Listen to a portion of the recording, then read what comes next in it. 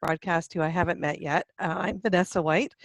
In my day job, I'm the Chief Human Resources Officer at Maple Lodge Farms, and I also have the honor of serving this year as the Chair of the Brampton Board of Trade.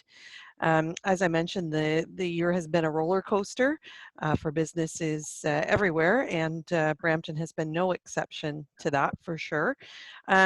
But I'm also pleased to talk about, as we kick off, some of the great things that the Board of Trade's been doing to help businesses through this insane time in the first half of this year. So we've been providing great information for Brampton businesses through our expert series videos, which are recorded webinars, which are available online for anybody who's interested. We have set up a bramptonbot.com/COVID-19 website where businesses can go and get all kinds of resources, articles, and links to things that can help support them. We've been advocating for businesses. We haven't let up one little bit at the Board of Trade or during our time of COVID, and also have been working really hard to keep our business community connected. So through weekly network meetings, and also we've set up and established a new series of peer-to-peer networks where we've talked about things like technology and innovation, talent, goods movement, just to name a few. So it's been great to keep engaged with our business community, and we know that this is an important time to keep engaged, keep our network strong, and learn from one another. So with that, Mr. Brown, I'm going to turn it over to you to introduce yourself, although I'm guessing you need no introduction, and then we'll open it up to the panelists, or not to the panelists, to the attendees to submit their questions using the chat feature, and that's our chance to ask you anything. So take it away. Yeah.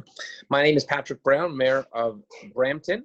And happy to answer any questions we are getting today. I know this isn't just a health pandemic, it's an economic firestorm, and it's been difficult on our small businesses, our big businesses, and any way that we can help, we're always here. We work for you, we work for the residents of our city, and looking forward to this conversation today with the Board of Trade.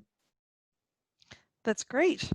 Okay, so from what I can tell, and we may need Christy to pop in here in case she needs to tell people how to submit questions, but I think it's just using the normal chat feature. So for anybody who's familiar, oh, I see a question popped up already. Hold on.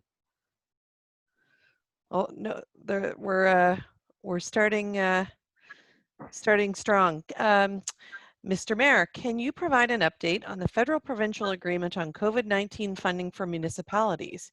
It was particularly good to see your news release where you said the funding should be based on transit ridership. And that question comes from Chris Drew. So, yeah, we got some good news this week. Big city Canadian mayors had advocated to the federal government on the shortfalls we were seeing in municipalities due to COVID. We didn't want to be in a position because municipalities cannot run deficits under our governing legislation. We didn't want to see a situation where in October we had to say to public health there's no funds left for the rest of the year. We wouldn't want to say to waste management or transit operators there's no funds left. I think it would be untenable not to have those services. And so we did a large advocacy effort. And we were successful. The federal and provincial governments came to the table with an agreement. For Ontario, it's $2 billion from the feds, $2 billion from the province to help with operating losses due to COVID-19. Half of the operating losses are for transit.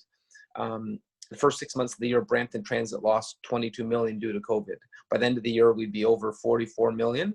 So it is much needed relief, and we have a sigh of relief that we got them to the table. It seemed every week there was a different federal announcement or provincial announcement of a subsidy for some sector of the Canadian economy, and we were a little bit perplexed that essential workers, municipal essential workers, weren't on that list, but they are now, and we're moving forward in a collaborative fashion. Well, that's great to hear. Yeah, it's been, it certainly has been a flurry of announcements. And of course, one of the big announcements that everybody's waiting on certainly is around moving into phase 3. Do you expect Brampton to be ready to move into phase 3 in the next few weeks? And what do you think that'll look like for Brampton and particularly for Brampton businesses?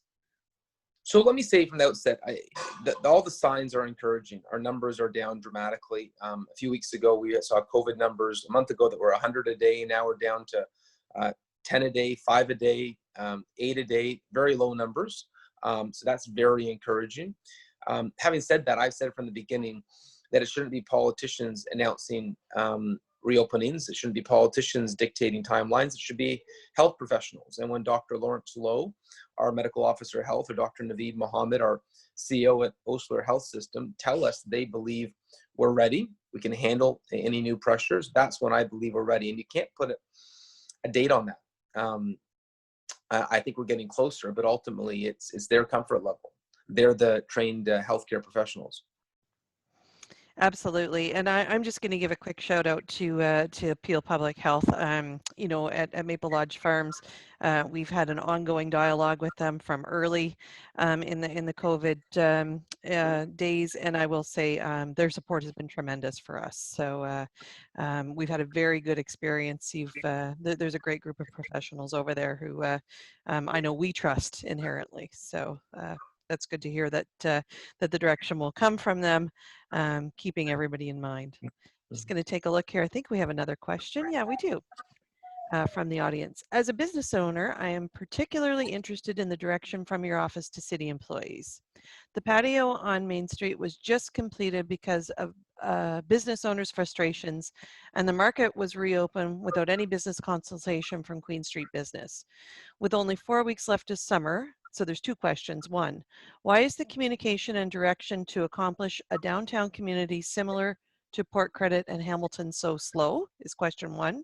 And two, when will you direct a task force to complete this as soon as possible? So we did have city staff working with the Downtown Business Association, the Downtown BIA. So Susie Godfrey, who's the executive director, was working with city staff on whether it was the reopening of the farmers market. We actually had the Downtown BIA, we had public health, and we had city staff working all in collaboration, and ultimately wanted a plan that public health approved. So know and be reassured that what the farmers market that was reopened on the approval of public health. We weren't gonna, as much as I love the farmers market, we weren't gonna push anything in a format that public health didn't feel comfortable with. And so there's organizations in our city, whether it's the Downtown BI or the Brampton Board of Trade, that represent greater numbers, and we believe it's important to work through them. And so a business dialogue is integral. Okay, great, thank you. We've got another question. Oh, look who's here. Good morning, visitor. Theodore. I don't know what he has in his mouth. I think he's got a drum in his mouth right now. That's all right. And he's recently had a birthday. You had a first COVID birthday, hey? Yeah, it is. He is 1 year old now. Excellent. Well, congratulations again. He's such a cutie. Well, his mom was up a lot last night, so he's my responsibility in the morning. So he may make a few appearances on this Ask Me Anything. I'm sure nobody minds.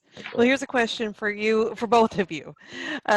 Someone's asking and saying, I'm concerned about people not taking seriously COVID-19 with distancing, mask wearing, etc.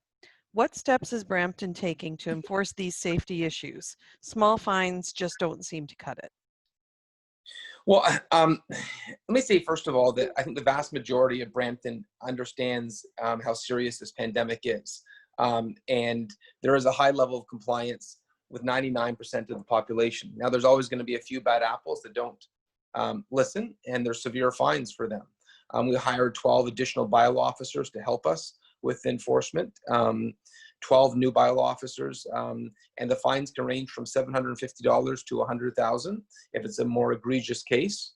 We had a house party the other night that would be an example of what could be in a more egregious case.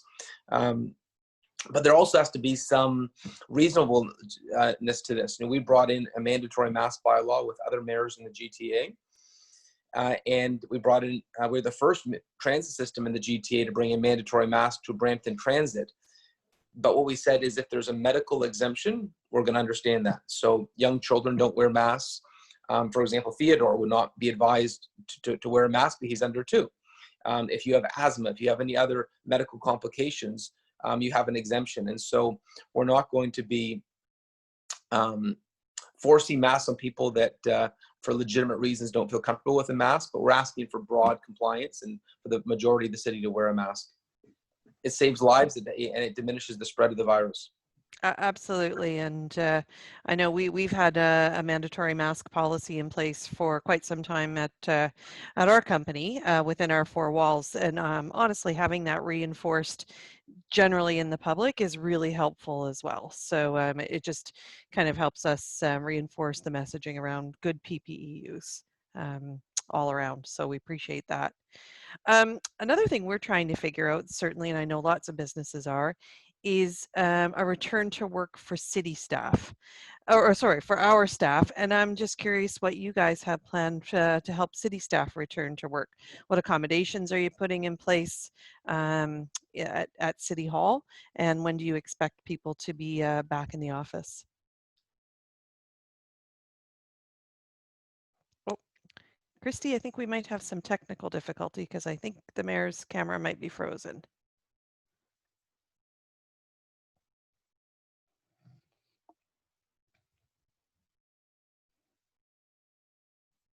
While we're reconnecting with the mayor, maybe if anybody, just a reminder that if you do have questions for the mayor, this is a great time to pop them into our chat or our Q&A so that we can make sure we get some answers.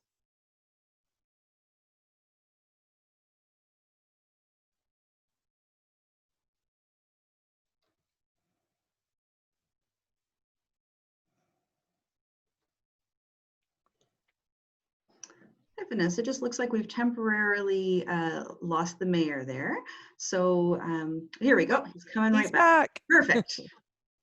Let's blame Theodore. Maybe he unplugged the Wi-Fi. All right, Mayor Brown, you're on mute, I think. Oh, Mayor Brown, you're on mute. There. So I was saying the Wi-Fi got shaky. Yeah. There we go. Back in, yeah. Thanks for coming back. We thought maybe Theodore had run away or was making his own breakfast or something. So. Not yet. All right. I'm sorry about that. Well, what I was asking while you were frozen, I'm not sure if you were able to hear me or not, is I had a question about return to work for city staff. I think all workplaces are trying to figure out who's bringing people back into the workplace and when, and just wondering what you've got planned for City Hall.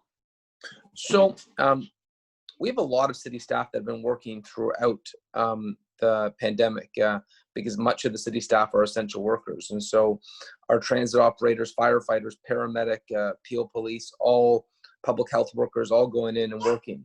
Our emergency operations center has been fully staffed, and people that had jobs that were more outward facing that weren't able to work were assigned to one of our COVID task force.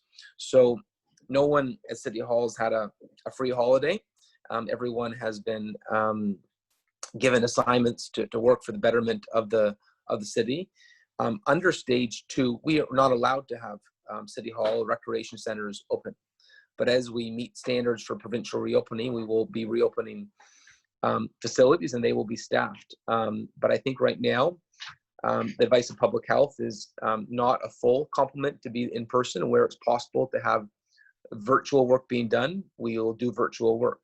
And so let me give you a few examples. Right now, we're issuing planning permits. We have planning meetings, despite the fact that planning staff are working home. We had a lengthy planning meeting last night at City Hall, and everyone was participating virtually.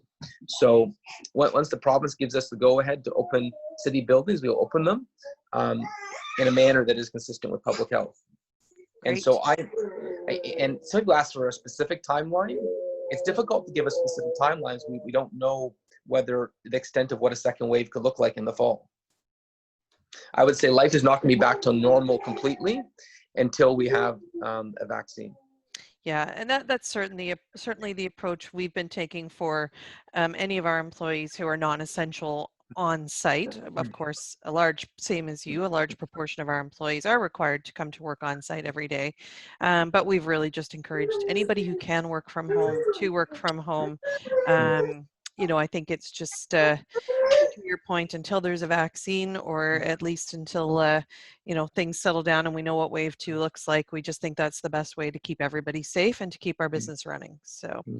I have another question from the audience. So what is being done to ensure stores are sanitizing properly and enforcing the use of masks, etc.? Some grocery stores have stopped cleaning buggies, for example. So this is the responsibility of the individual business, and if they aren't being compliant, they could face fines. For privacy reasons, we don't share who is fined, but I can tell you there's been some major businesses in Brampton that have been fined for not being compliant. Obviously, they don't advertise when they've been fined, but they have some major names that you'd all recognize. And we find once there's a financial penalty, the compliance gets a lot better. Yeah, funny how that works sometimes, eh? What are your thoughts around schools and whether or not they will reopen in the fall, and particularly, and again, this is something I wish I had an answer on, and I don't, what that will mean for your employees if schools don't reopen?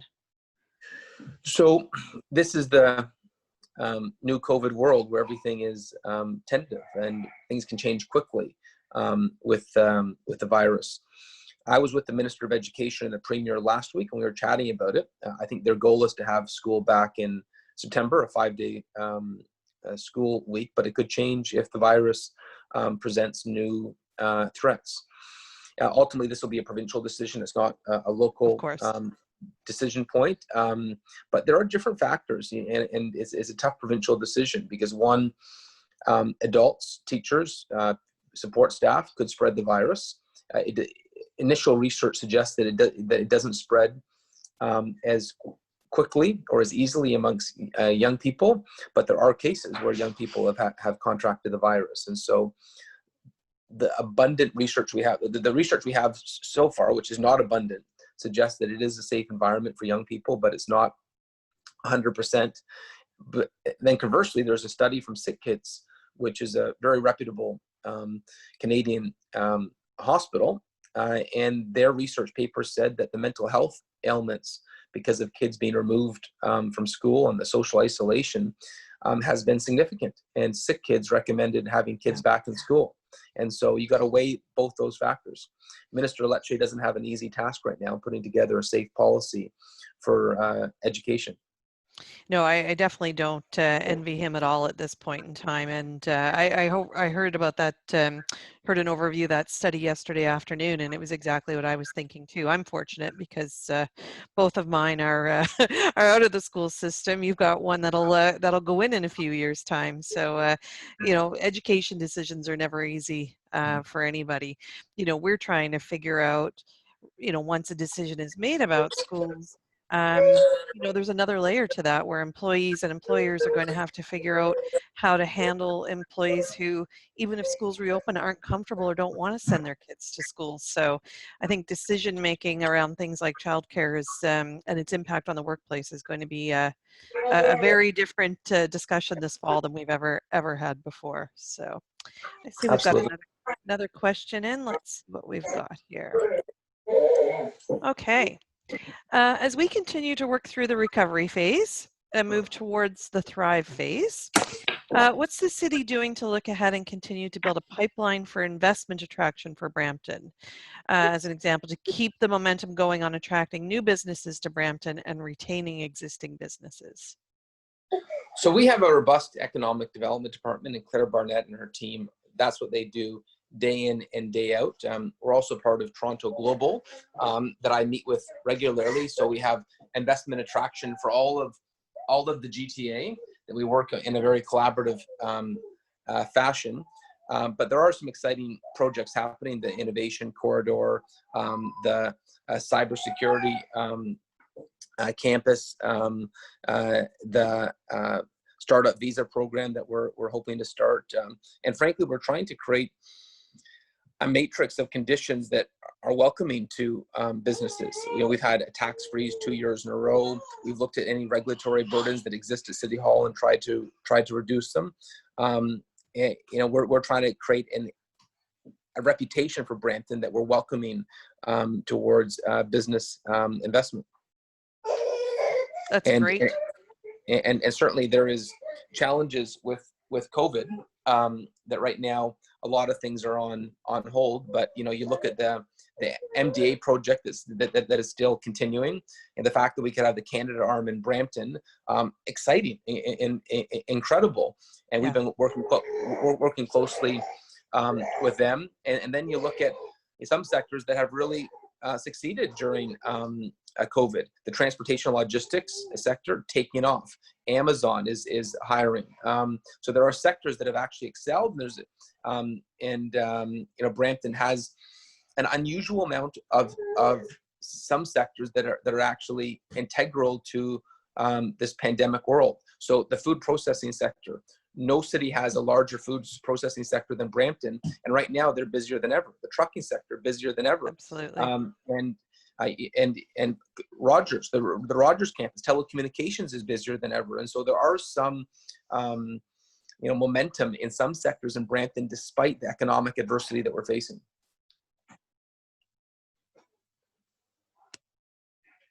Oh, I think you're muted.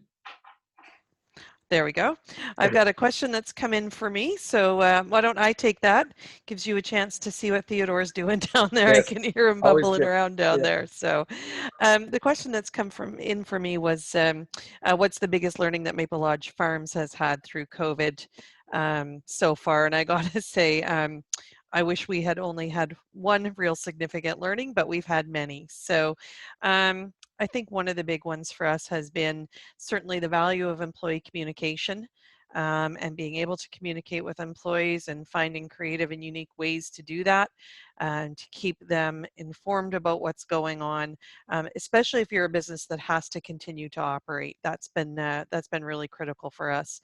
And then when I mentioned earlier, when I was chatting with Mayor Brown around our relationship with public health. We're a food processing company, so having a good relationship and open dialogue with the Canadian Food Inspection Agency. We're a unionized facility, so keeping open dialogue going every day with our union. Really open and honest communication with our stakeholders has been really critical for us. So, where we recognized early that we would not get through this alone. And so it was really important to understand who the other organizations and partners of ours were that would help us get through and to make sure that we were chatting with them daily. Those are two biggies. And then another big one for us was just having in advance a really robust emergency response plan. Having everybody trained on that plan and really ready to take on the challenges in a very organized and consistent way every time that we were faced with them. So I think those were our three big learnings.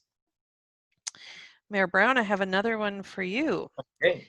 The Premier and two PC MPPs recently had a teletown hall in Brampton where they seemed supportive of an additional hospital for Brampton.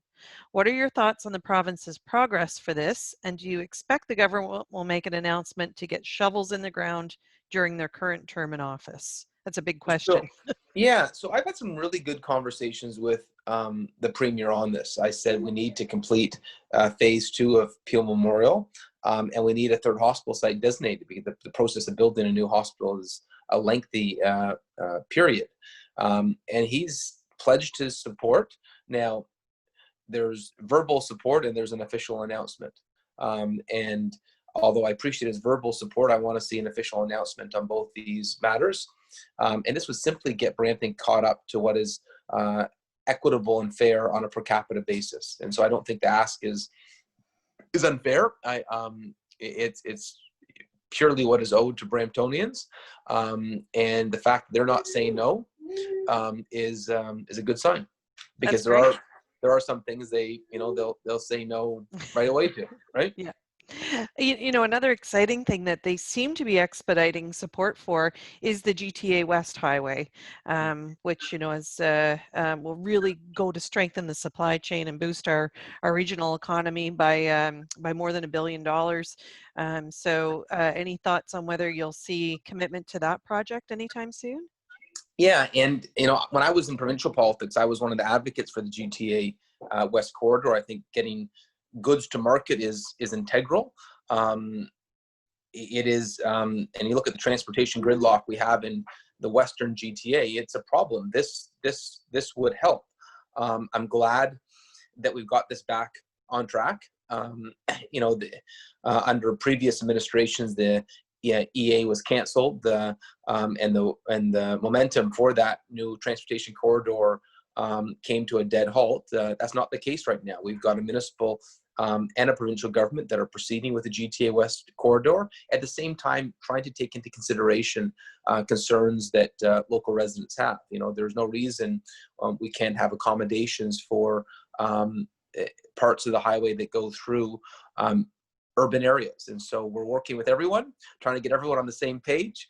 And I'm optimistic that we're making good progress. Excellent. Good to hear.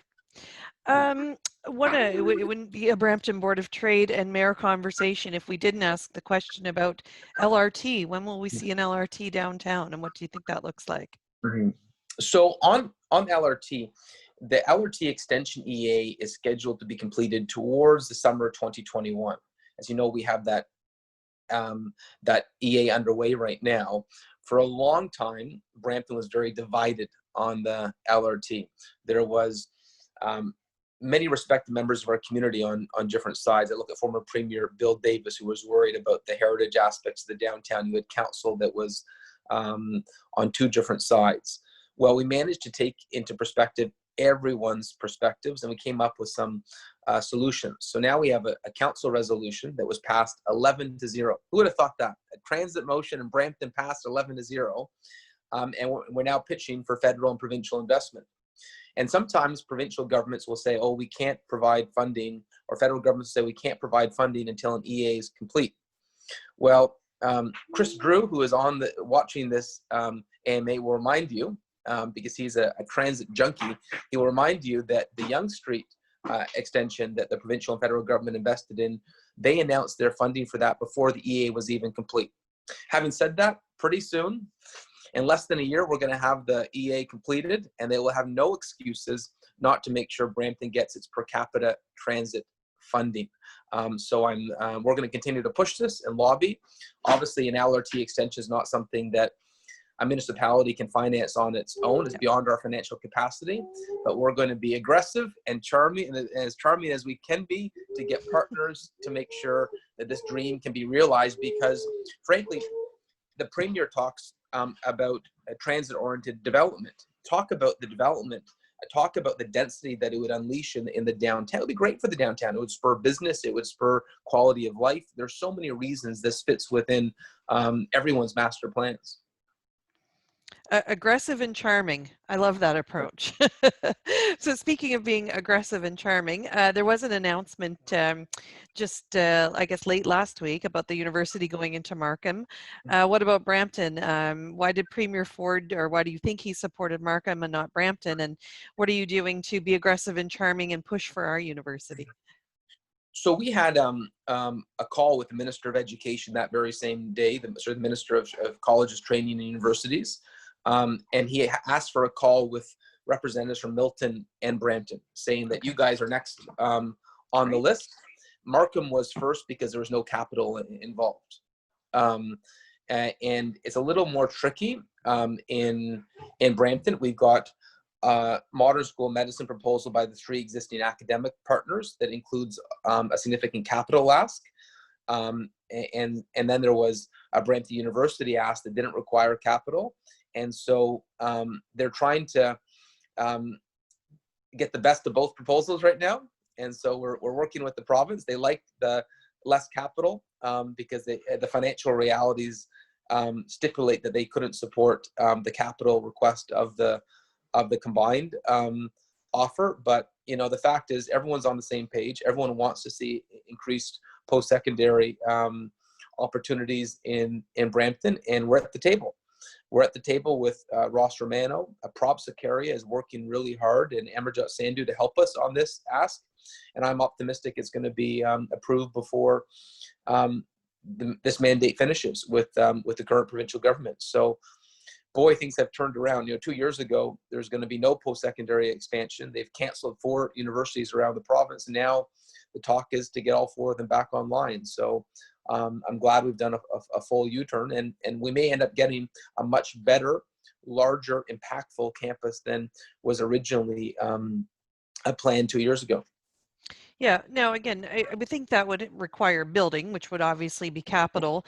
Any consideration to using P3 to accomplish kind of expediting the capital that would be required? Yeah, 100%. It's something that we've told the province that we would, like at the end of the day, if they give us a framework we have to work within, we'll find a way to work within it. And we've told them that if capital is the issue, that we could look for P3 partners. Excellent. Okay, great. Yeah. It's been so great to see so much support for businesses through COVID at every level, municipal, provincial, federal.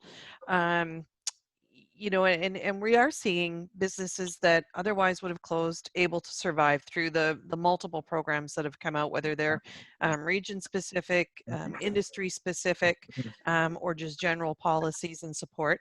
But it begs the question, how are we going to pay for all of this? How are those conversations going at the municipal level, and what do you think business owners might expect in the out years from COVID?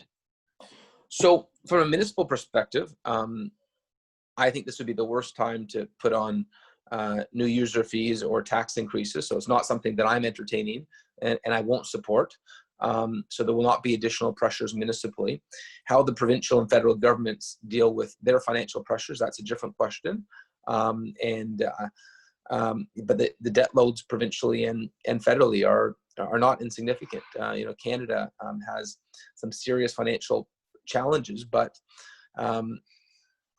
it was a very challenging time. And so if you look at some of these federal programs, the wage subsidy, the rent program, they were well received, and people were pleading for them.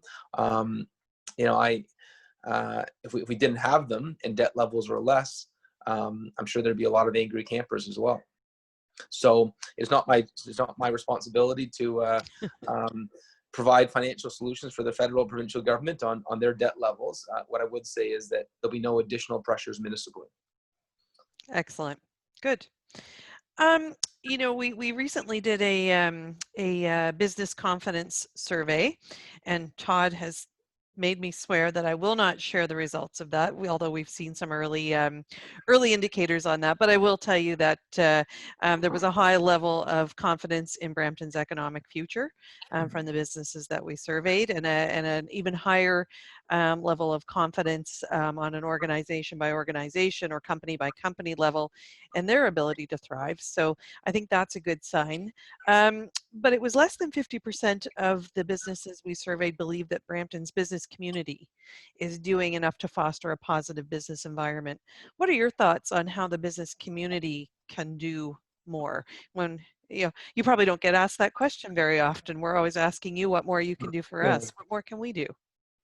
What I would say is I've been very impressed with the level of generosity during this pandemic. Businesses stepping up with donations to frontline workers, to the hospital. We've had several $100,000 donations to the hospital. Imagine that. Imagine being in a pandemic and having businesses step up with $100,000 donations. It really is incredible. And frankly, you see a lot of the character of a community during a period of adversity.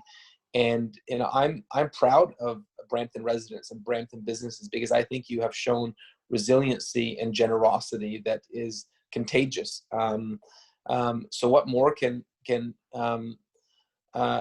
Brampton businesses do?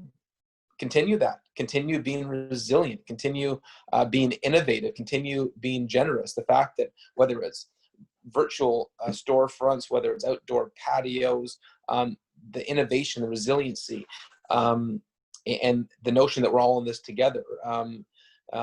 More of that would be great for our city during the next 6 months, which are bound to be just as challenging. Yep, absolutely. Okay, yeah, and you know, I'm always impressed, you know, if you just watch on social media, you're right, the business community in Brampton has really risen to the challenge of supporting the community through this. So always always very heartening to see, and I know we're going to continue to do our best to do our part at Maple Lodge Farms as well. So great to see. I'm going to put out a bit of a last call to anybody who's joined us virtually to get your questions in through the Q&A. I have one more question for the mayor that's come in. What is happening at Shoppers World? It's one of 7 town centers that was included in Brampton Vision 2040. When will redevelopment start to occur there? Hey, great question. So last June, we had an exciting vision for Uptown Brampton. We had a community workshop, a council workshop that residents were able to watch virtually. So the 60-acre Shoppers World site is currently a traditional mall. It's going to become a neighborhood for more than 20,000 residents and 2,600 jobs. So the city is working with the owners, RioCan, and what we said to them is, if you want to just put single-family houses, it's not on. If you want to redevelop, it has to be done in a way that works with transit-oriented communities, which is a provincial priority. And so we're working with them to create that sense of community where there's both employment and residential and transit all together. I can tell you we've got inputs from the Ministries of Transportation, Infrastructure, Municipal Housing Affairs, and Public Health. In addition to the Shoppers World redevelopment, which is anticipated to begin its first phase in 2021, 6 other sites along the Huron-Ontario Main and Steeles have come forward with transforming shopping plazas into something that's more of a new urban, dense, mixed-use, transit-oriented neighborhood. So as Brampton grows, you'll see some more dense neighborhoods like this, where it's not a traditional single-family suburban look, where it's more of what you might see in downtown Toronto.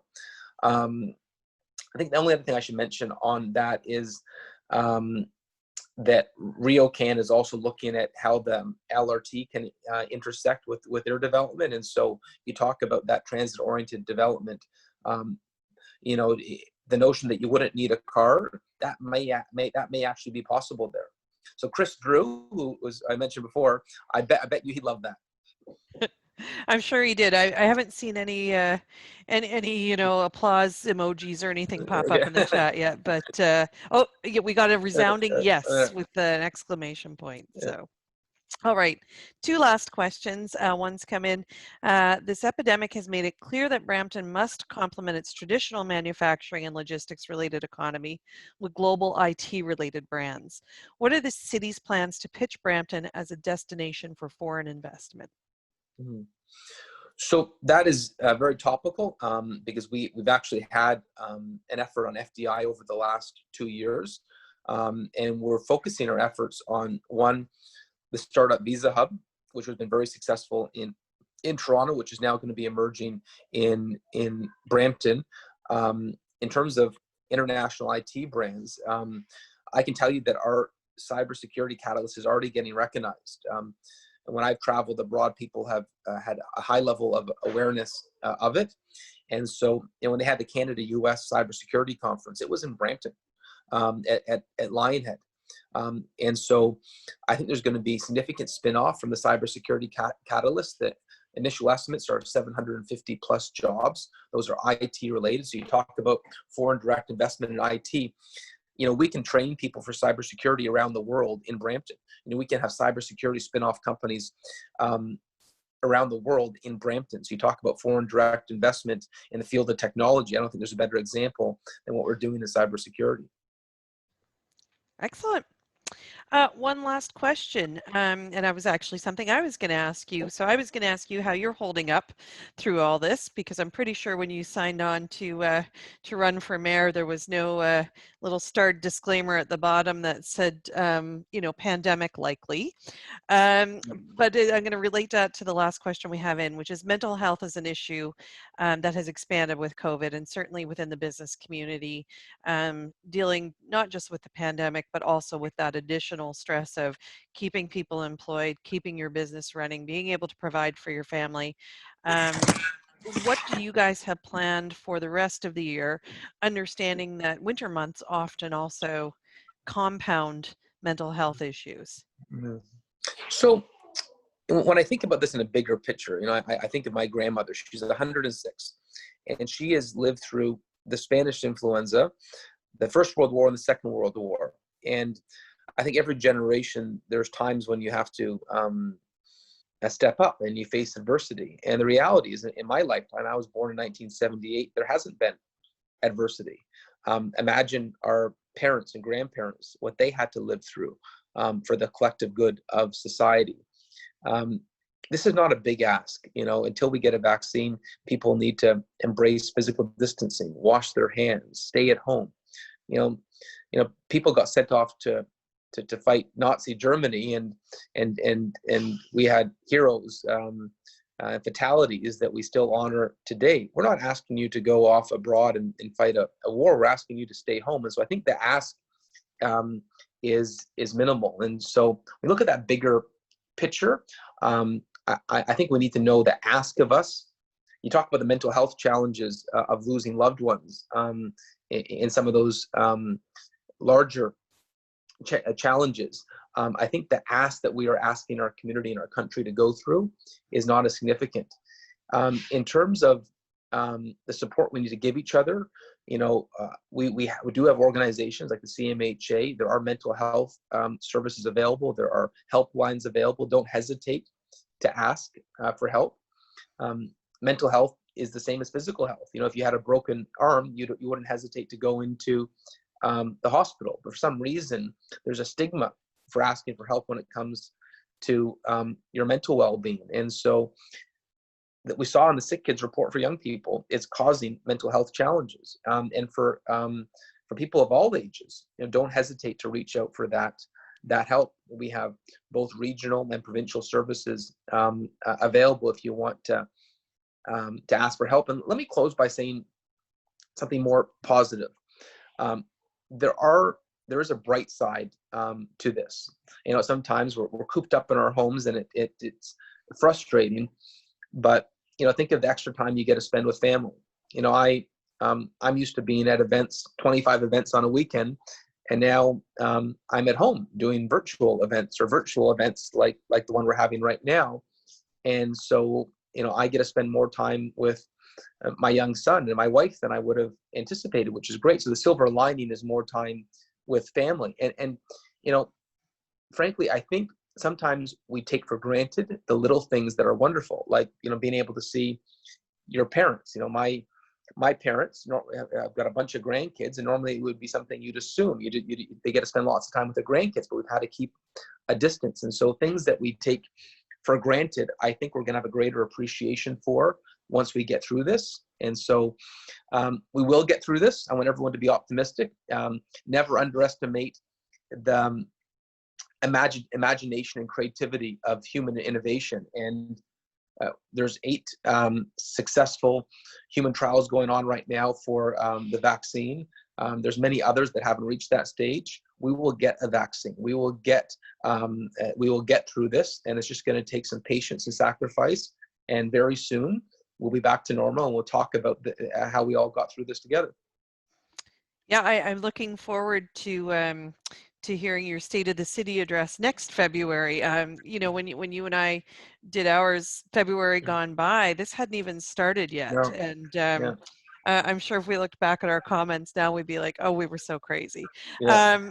Yeah, you know, we're trying to find opportunities, certainly as a business, to come out of this stronger. It is hard to see when you're immersed in the middle of it, but you know, there are those opportunities to look at your product lines, to look at the way you deliver, to look at the way your hours are structured. You know, now that we've had a bit of a, I don't want to say a relief, but maybe a lull in the from wave one, we're really trying to focus heavily on what can we learn from the last 6 months and how do we take that to make us a stronger and better company in 2021. And you know, I think there's that opportunity to figure that out as a city as well. So, because I think we've all learned lots of things. I'll comment on the mental health piece of things, and just some things we're doing to support our employees is certainly making sure everybody does know where those links are to regional and local support organizations. We're fortunate enough to have a benefits provider and package that we have an employee assistance program that provides free support to our employees and their families, and are really broadcasting that and encouraging people to use that as often as they can. And then we're really going out of our way to inject a bit of fun into the workplace for the employees who have to come to work every day, because again, we are an essential food production facility. But then we're also making sure that we're reaching out and engaging people at home, and we've actually been able to partner with some local businesses in Brampton to bring things like fitness programs and baking and things like that alive virtually to our employees. So we're really trying to make sure that we're leveraging those connections we have in the Brampton business community and support one another through this for sure. So lots of ways to do that, and you can always reach out to the Board of Trade for some ideas on that. So I'm going to turn it over to you, Mayor Brown, just for some closing comments, and then I've got a few things to wrap up. Okay, well, thank you for this opportunity, and don't hesitate to reach out if there's anything we can do at City Hall to help. You can reach me at mayorbrown@brampton.ca.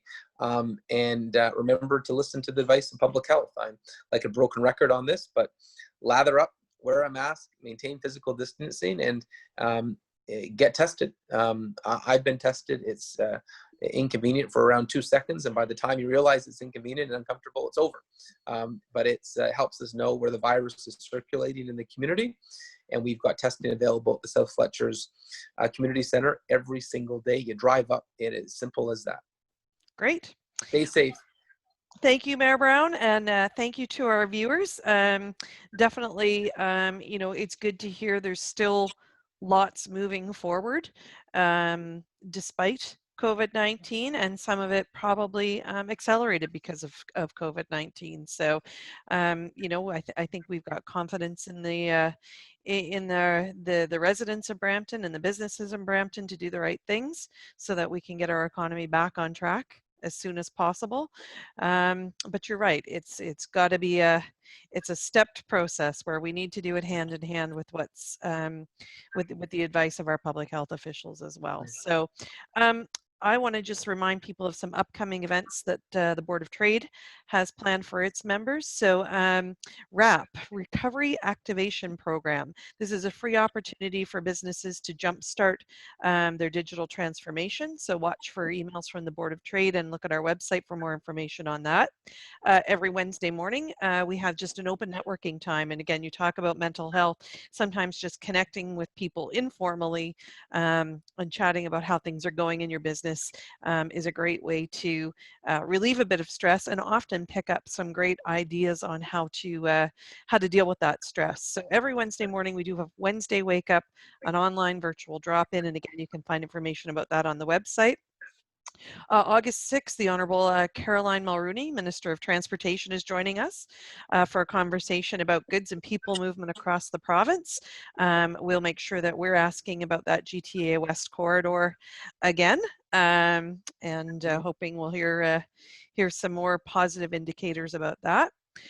We do have upcoming expert series webinars which include conversations with TD, city planning. So appreciate the support of your team on those calls, and also the team at CCP about employment law in the time of COVID, because obviously there's lots changing and transforming there.